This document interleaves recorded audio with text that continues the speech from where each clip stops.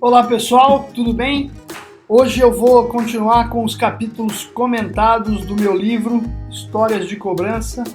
Esse livro aqui que eu escrevi e publiquei em 2017 e que eu estou no momento fazendo uma revisão para soltar agora uma edição através de um e-book onde você vai poder baixar e tomar conhecimento aí todos os capítulos e todas as novidades que eu tenho trabalhado agora nesse período.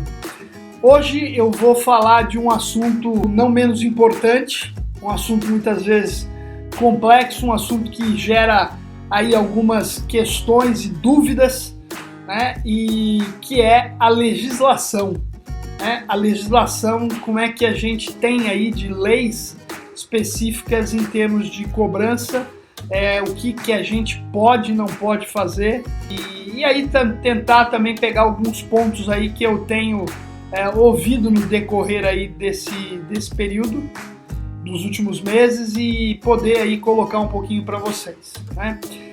Primeira coisa, né, quando a gente fala de legislação, é importante a gente dizer que legislação, por mais que a gente tenha o processo sendo escrito de uma forma muito simples, né, e a simplicidade não é um padrão nesse sentido muitas vezes, mas por mais que a gente tenha termos escritos, a legislação ela vai muito no seu entendimento, na sua interpretação, né? Então eu acho que sempre cabe um pouquinho de coerência, e eu vou falar disso aqui um pouquinho no decorrer desse vídeo. Quando a gente fala de cobrança, né, o ponto, talvez os dois principais artigos, né, que falam sobre a legislação, do que pode e não pode, elas estão no Código de Defesa do Consumidor. O Código de Defesa do Consumidor lá de 1990.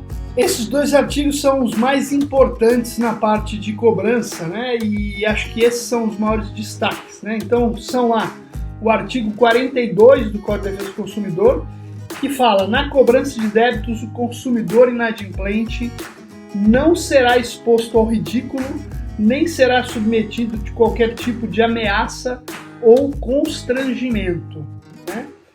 E o artigo 71, que fala: utilizar na cobrança de dívidas de ameaça, coação, constrangimento físico ou moral, afirmações falsas, incorretas ou enganosas, ou de qualquer outro procedimento que exponha o consumidor injustificadamente a ridículo ou interfira com seu trabalho, descanso ou lazer.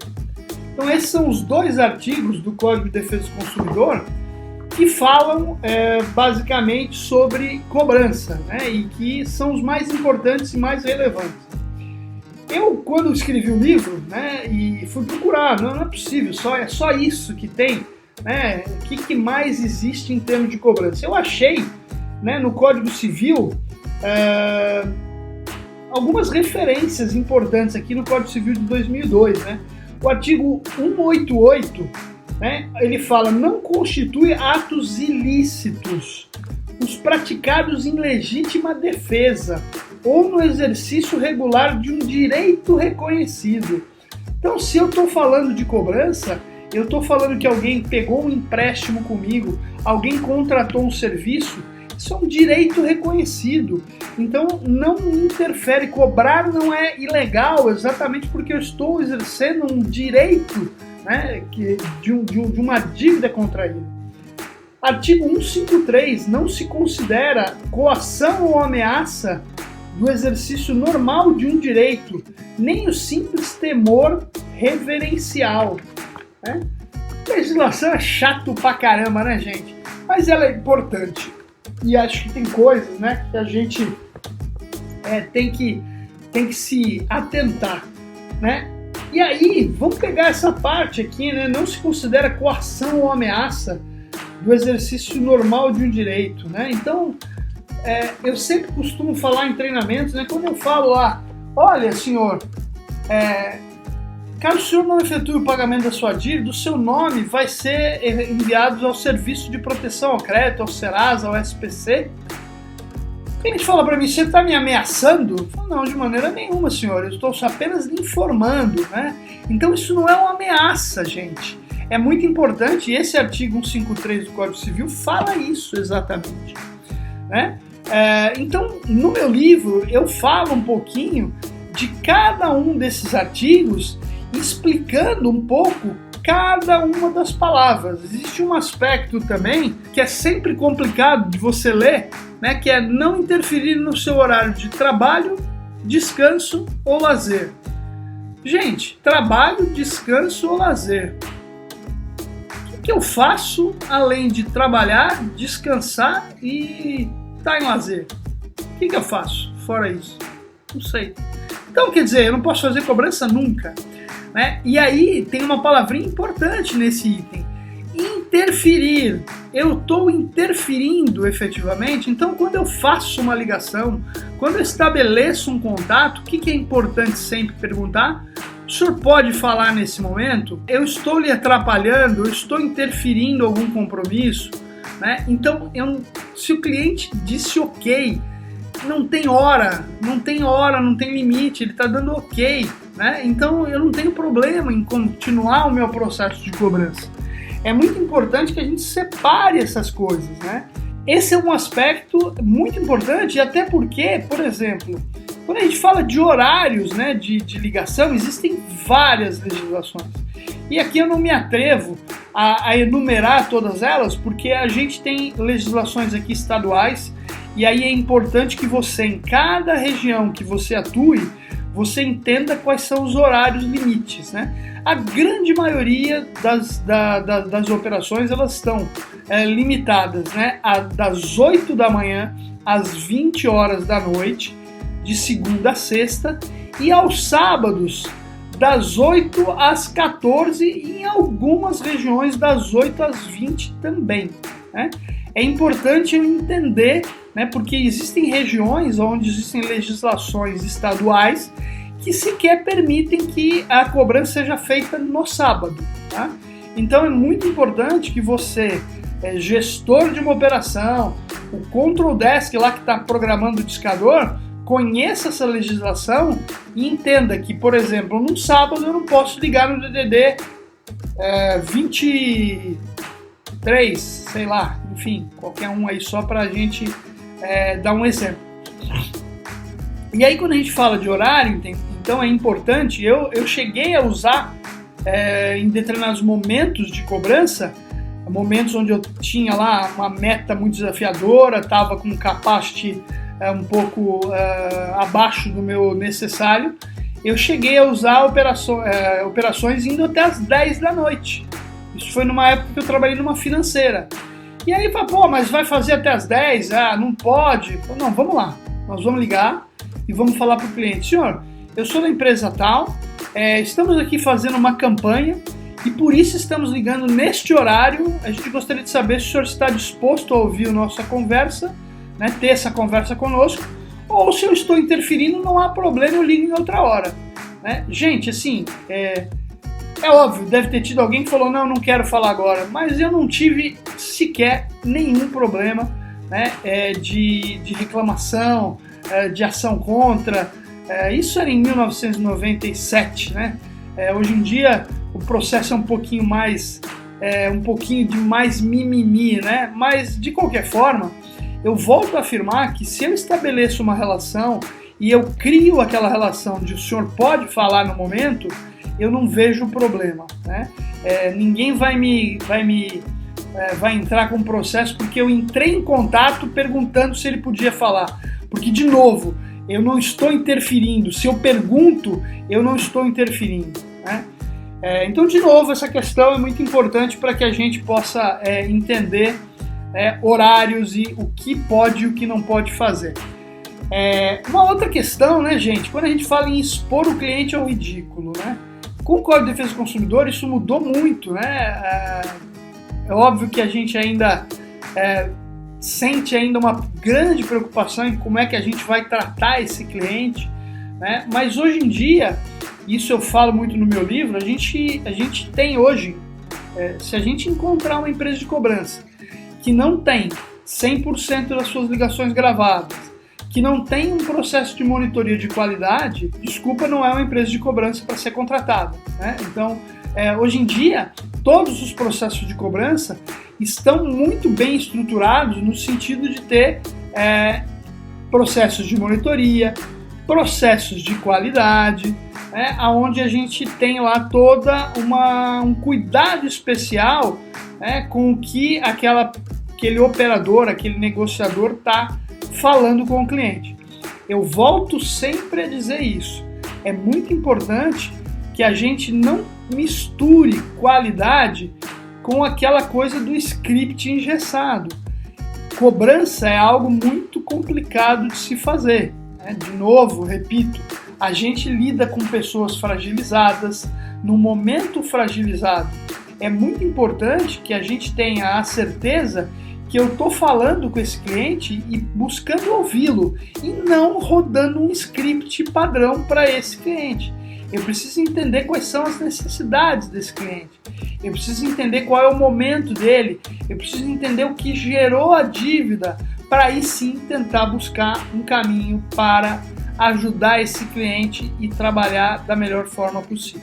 Legislação é algo, de novo, onde a gente tem muitas vezes interpretações, né? E eu vou aproveitar também um assunto que rolou num grupo que a gente trabalha, um grupo de melhores práticas, que é um grupo que eu criei, que é um grupo de WhatsApp, que na verdade tem lá quase 250 pessoas, entre todos eles sempre empresas financeiras, empresas de cartão de crédito, de telecomunicação, ou seja, empresas que são credores de processos de cobrança, né? Nesse grupo não tem prestadores de serviço, né? Isso foi uma regra que a gente estabeleceu no início desse grupo, né? Se você é um gestor de crédito e cobrança, trabalha numa empresa, tem uma carteira a ser cobrada, me manda mensagem, a gente pode tentar ver ainda o espaço, né? O grupo está quase no limite de 250 pessoas que o WhatsApp permite, mas a gente sempre tem espacinho lá para mais alguém. Se você tiver interesse, me manda mensagem, né? Não sendo prestador de serviço, por conta, mais uma vez, da regra do grupo, me manda mensagem que eu procuro te incluir. E aí, pessoal, nesse grupo, faz 2 semanas, rolou um assunto, né? Onde uma das pessoas perguntou como é que o pessoal estava trabalhando para prescrição de dívidas, né, nas dívidas prescritas. E aí eu resolvi exatamente pegar esse vídeo aqui, que eu estou fazendo sobre legislação, e falar um pouquinho sobre isso, né?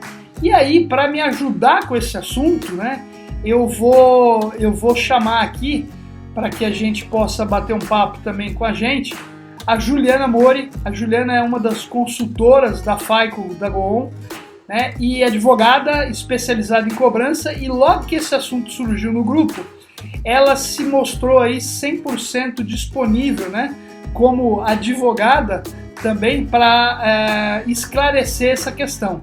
E aí eu vou agora bater um papinho com ela e falar um pouquinho sobre esse processo de prescrição de dívida.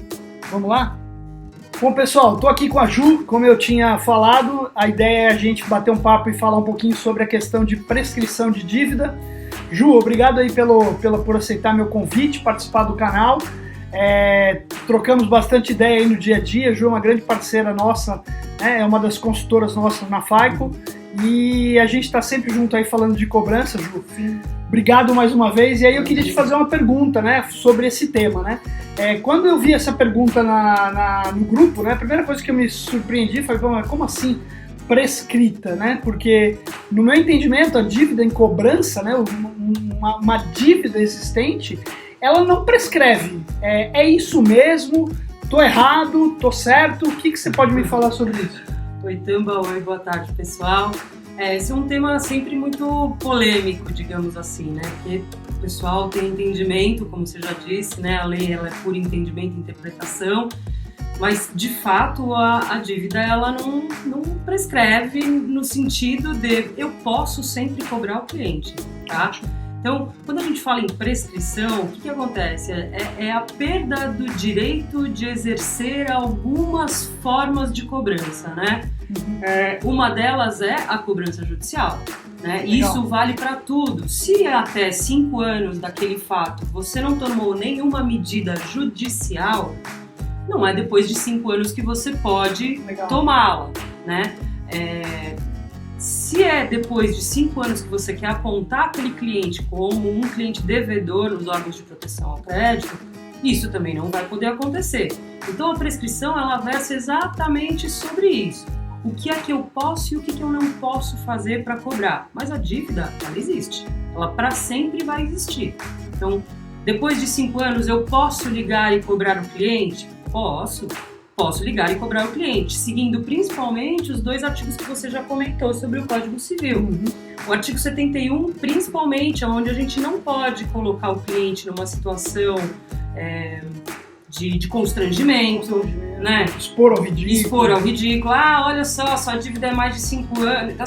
Então, assim, como qualquer script e atendimento de cobrança, você vai conversar com o cliente dizendo que aquilo existe, que sim, de fato é uma dívida antiga, mas que você está disposta a negociar aquilo de acordo com o que o cliente pode pagar, e aí entra mais uma recuperação do cliente em si do que o valor, né?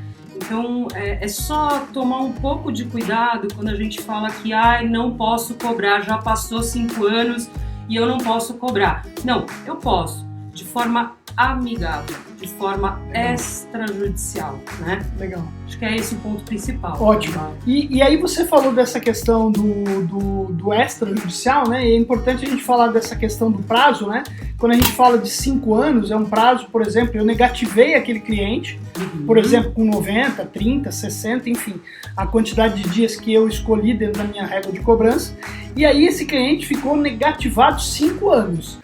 A partir de 5 anos, prescreve a negativação. Isso, o direito daquele apontamento. Exatamente. Lá, com uma restrição financeira. Mas a dívida, ela permanece ainda existente. Quer dizer, não é porque deu 5 anos que o cara não me deve mais. Exato. E o que eu queria destacar aqui, até pra gente aproveitar esse assunto, né?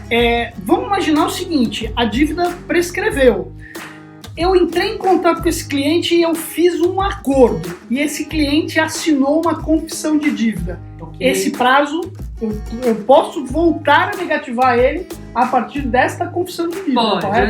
é só algumas observações que são importantes. Entra um pouco mais na parte um pouco mais técnica. Legal. A confissão de dívida, ela precisa necessariamente de uma cláusula, tá? De novação. De novação. Isso. Não é um acordo gerencial não. simplesmente. Isso não, é importante, gente. A gente vai ter que, dentro desta confissão de dívida, de acordo com o que as normas do direito civil coloca ali, estipula uma cláusula que diz que a gente está novando aquela dívida. Ótimo. Ou seja, aquele débito anterior ele morre, nasce outra pendência, tá? Eu confesso que eu devo aquilo e que eu vou pagar desta forma, 1, 2, 3 e já valendo tudo de novo. Ótimo. É assim que funciona.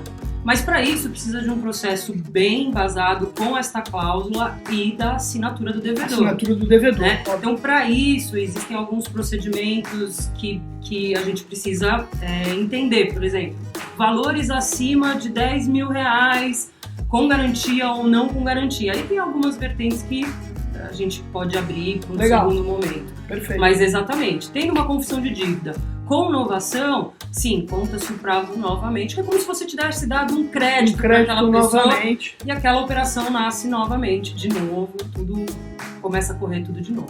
Legal, ótimo. E isso é importante, inclusive, essa questão da novação de dívida. Muitas pessoas, e às vezes a gente se depara com essa situação.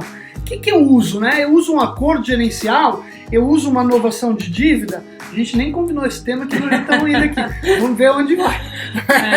Mas ele é interessante, Tamberini, porque ele gera muita dúvida, né? E eu acho que aí depende, não existe uma cartilha. Exatamente. Perfeito. Né? A cobrança não é uma receita de bolo, todos nós sabemos do dinamismo, mas assim, existem regras mínimas. Será que vale a pena alguns desenvolvimentos sistêmicos para que eu tenha uma inovação logo para um cliente com 180 dias em atraso, num valor de 2.000? Putz, talvez não.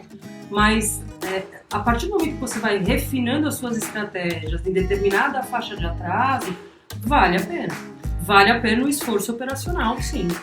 Sempre quando me perguntam, me questionam essa questão eu devo novar a dívida, eu tenho que assinar alguma coisa. Eu me lembro lá em 1997, quando eu trabalhei numa financeira, né, e eu era o gerente de cobrança, a gente quando fazia acordos de cobrança, fazia as renegociações, sim, né? Existia lá um termo, sim, físico, sim, que tinha até uma equipe de back-office que trabalhava nisso, imprimia aquilo, fechava, botava, correio e mandava pro cliente, para o cliente assinar.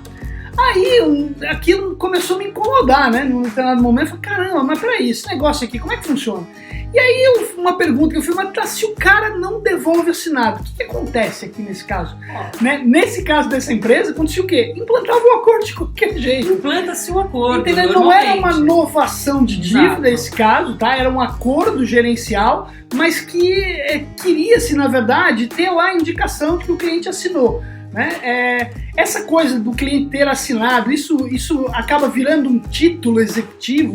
Ou eu tenho... questão. Esse o ponto, né? Porque... Sim, porque toda vez que você... Existem alguns requisitos para você cobrar judicialmente aquele cliente, legal, né? E uma execução, você precisa de um pré-requisito, que é um título executável, né? Exato, perfeito. Então, a partir do momento que você tem uma confissão de dívida assinada, você executa aquilo de uma forma mais rápida. Perfeito. Então significa que eu não vou poder cobrar no meu cliente judicialmente se eu não tiver uma confissão assinada? Não. Existem outras peças que fazem com que você possa cobrá-lo judicialmente sem a necessidade de um título executável, tá? Legal. Claro, demora um pouco mais, as monitórias, no caso, seria essa peça, você tem que conseguir provar aquele consumo, né, aquele serviço prestado, de alguma forma, seja extrato, seja eu não tenho o contrato que ele assinou comigo, mas eu consigo comprovar a utilização do que eu dei para o cliente. Então, se você tem um contrato assinado, você executa muito mais rápido, né? Você tem um retorno muito mais breve numa ação de execução. Agora, se você também não tem isso, existem outras formas de se cobrar isso judicialmente. Depende do produto, depende do valor, da garantia, do que envolve aquele serviço, aquele valor que você emprestou para o cliente. Então, assim, daria pra gente ficar horas aqui falando disso. Legal. Mas, resumindo, não vai te impedir de tomar atitudes judiciais, não ter uma confissão de dívida assinada nesse sentido. Tá? Eu sempre costumo dizer que é o seguinte, para que você quer o documento? Você quer o documento para poder, de repente, executar esse cliente? Então, no fundo, você está fazendo um acordo já achando que ele não vai te pagar. Poisão, né? Então, quer dizer assim, não, eu quero exatamente o documento porque eu quero executar ele. Não, então você não quer receber, você quer executar ele. Então, acho que a gente precisa também entender qual é o objetivo desse negócio.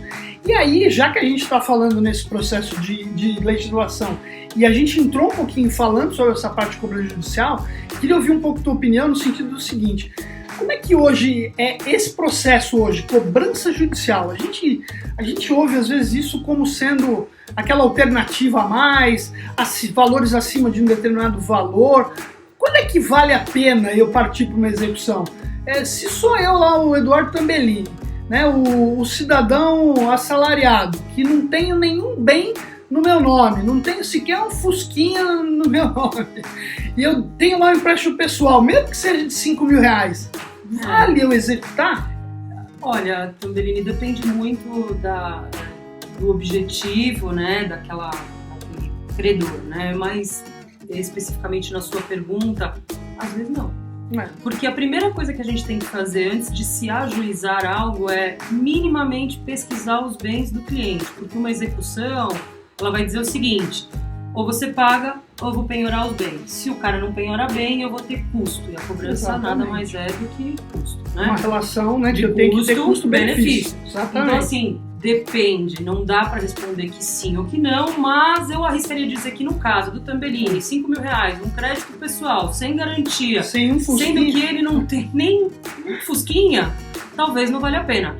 Eu gosto sempre de apostar na cobrança amigável. Tá? Eu acho que, às vezes, um bom diálogo pessoal, olho no olho, faça muito mais efeito do que simplesmente mais um apontamento judicial, que muitas vezes nem o devedor tem consciência do que faz, para onde que vai, como é que eu faço agora, o que eu pago, o que eu não pago. Então, às vezes, algumas estratégias um pouco mais simples, ouvindo o seu cliente na tentativa de recuperá-lo, é mais eficiente, tá?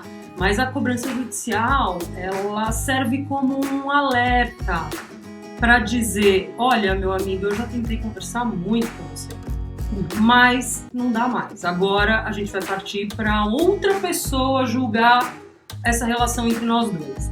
Né? Quando a gente fala de uma pessoa jurídica, que tem um representante comercial, que tem outras vertentes de relacionamento dentro daquele credor, talvez faça um pouco mais de sentido, né? Mas falando de pessoa física, acho que aí precisa ter um valor mínimo, uma garantia mínima, talvez uma confissão de dívida assinada com algum avalista, antes mesmo da gente tentar uma cobrança judicial, poder colocar a responsabilidade de mais uma pessoa no procedimento, naquele processo da chance de renegociar para ele poder pagar. Então eu acho que existem meios mais agradáveis, assim. Mas claro, a cobrança judicial muitas vezes ela é necessária. A gente poderia dar um exemplo aqui, a hora que uma pessoa jurídica entra em liquidação, né, nossa antiga falência, não tem outra forma de fazer. Então a carteira judicial ela precisa ser bem separada, ela precisa ter cronogramas de entregas entre os parceiros e entre o credor, né? O que de fato eu quero, qual o tempo que eu quero, porque o judicial tem um outro time de cobrança. Então, não tem uma receita de bolo, mas dá pra gente conversar infinitamente sobre muitas possibilidades. Legal. Tá? E eu acho que aí é um ponto muito importante, né? A gente já fez trabalhos em empresas que tinham lá seus processos de cobrança judicial, onde você tinha lá uma determinada regra. O cara é acima de 5 mil, acima de 10 mil, vai lá para a cobrança judicial, distribui para as empresas de cobrança que fazem, as empresas vão lá, fazem as notificações, ganham muitas vezes sobre as notificações, pelo andamento só, enfim, né? Esse negócio fica lá. A gente trabalhou e a Ju chegou a fazer esse trabalho comigo numa cooperativa de crédito, né? Lembro. E que, na verdade, depois de um tempo, o cara virou pra mim e falou assim, cara, eu preciso dar uma renovada nesse meu trabalho de cobrança judicial, porque assim, é onde eu tenho o maior custo de cobrança e a menor recuperação, ou seja, nessa relação que a Ju falou, não faz sentido, eu tenho que, pra conseguir recuperar, eu tenho que gastar, mas não faz sentido eu gastar mais do que eu recupero. Né? Claro. E foi exatamente num processo onde a gente deu uma mexida e criou um outro processo anterior ao judicial, exatamente para que eu entenda quem é aquela pessoa, que ele tem bens, ele tem condições, o que aconteceu com ele, já foi conversado com ele mesmo.